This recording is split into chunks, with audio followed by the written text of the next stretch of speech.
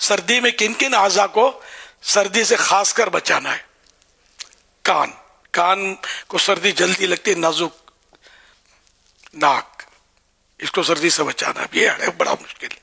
اب وہ ایک تو ماسک بھی پہنا جاتا ہے، چادر بھی رکھی جاتی ہے، اور پاؤں کے تلوے، ان کو بھی سردی سے بچانا ہے کہ ان کو بھی سردی جلدی اپنے اندر لیتی ہے۔ تو ٹھنڈے فرش پر ننگے پیر پھرنا یہ بہادری نہیں ہے، سانپ کے بل میں ہاتھ ڈالنا بہادری نہیں، حماقت ہے۔ سانپ کو قابو کر لینا یہ بہادری ہے۔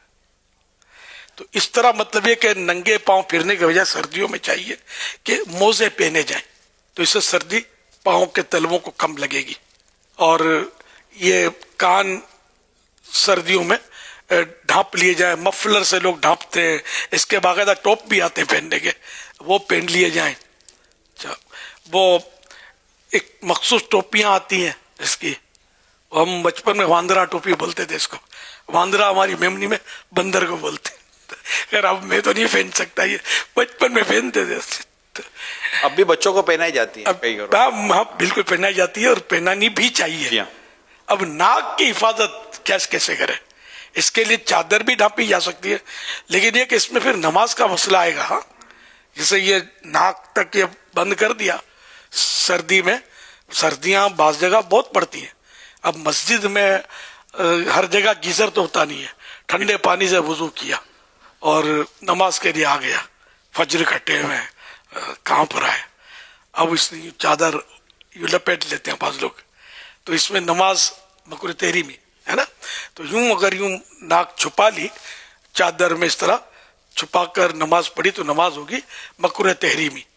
مکروہ تحریمی جو ہوتا ہے نا، یہ ناجائز و گناہ، اور ایسی نماز دوبارہ پڑھنا واجب ہے، نہ پڑھے گا تو گناہ گار ہوا۔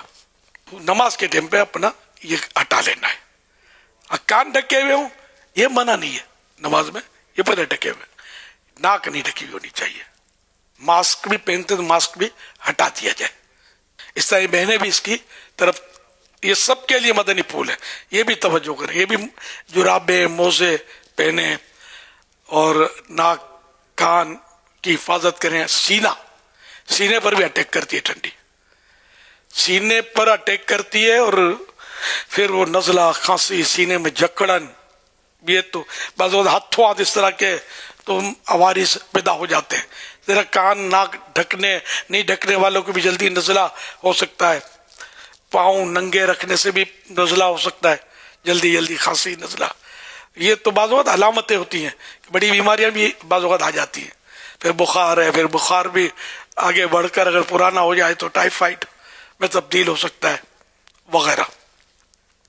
تو بہرحال ایک اپنی حفاظت کرنی چاہیے، نیت یہ کرے کہ عبادت پر قوت حاصل کروں گا اس کے ذریعے۔ صلو علی الحبیب صلی اللہ علی محمد۔